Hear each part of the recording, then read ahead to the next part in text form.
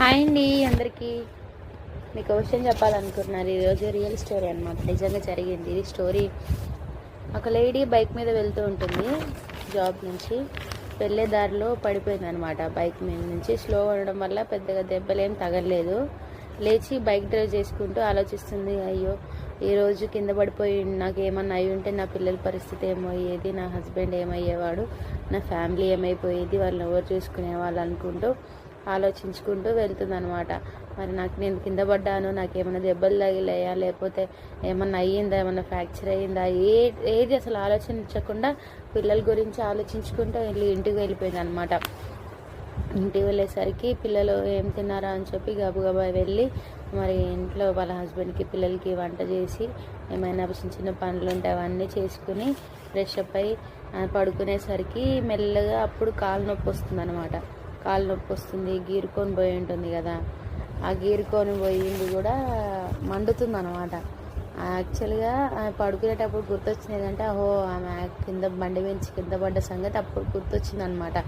అప్పుడు గుర్తొచ్చి అసలు అవును కదా, నేను ఈరోజు కింద పడ్డాను కదా అని అంటే ఒక ఫ్యామిలీ, ఒక ఉమెన్ తన పడ్డ విషయం కూడా మర్చిపోయి ఫ్యామిలీ గురించి ఎంతగా ఆలోచిస్తుంది కదా. అది ఎవరో కాదు, నేనే యాక్చువల్గా కింద పడ్డాను అనమాట. ఆఫీస్ నుంచి వచ్చేటప్పుడు నాకు చాలా బాధ అనిపించింది ఆ రోజు.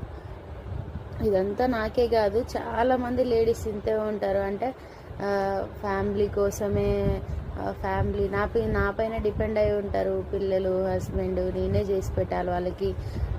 బయట నుంచి సంపాదించడం హస్బెండ్సే ఎక్కువ సంపాదిస్తారు, వాళ్ళు వర్క్ చేస్తారు. కానీ ఇంట్లో పని మాత్రం మా లేడీస్ మాత్రమే చేయగలం. ఏది ఎట్లా చేయాలి, ఎప్పుడు చేయాలి, పిల్లలు ఏం తింటారు, ఎప్పుడు వస్తారు, ఇవన్నీ మనకే తెలుసు కదా. అవన్నీ ఆలోచించుకుంటే నిజంగా లేడీస్ ఎంత గ్రేట్ అనిపిస్తుంది నాకైతే. ఏ పనైనా చేయగలుగుతున్నారు ఇప్పుడు. ఎక్కడ ఏ ఫీల్డ్లో చూసినా కానీ ఆ లేడీస్ అన్నీ చేయగలుగుతారు. వీళ్ళు ఇది చెయ్యలేరు అని మాత్రం ఏది ఉండదన్నమాట. ఇట్లాంటి కొంతమంది అర్థం చేసుకున్న జెంట్స్ ఏం చేస్తారంటే సపోర్ట్ చేస్తారు, అర్థం చేసుకోలేని వాళ్ళు ట్రోల్ చేస్తూ ఉంటారు. మీరు మాత్రం ఇలాగే స్ట్రాంగ్గా ముందుకెళ్తూ ఉండండి my dear lady tigers. Happy women's day all of you.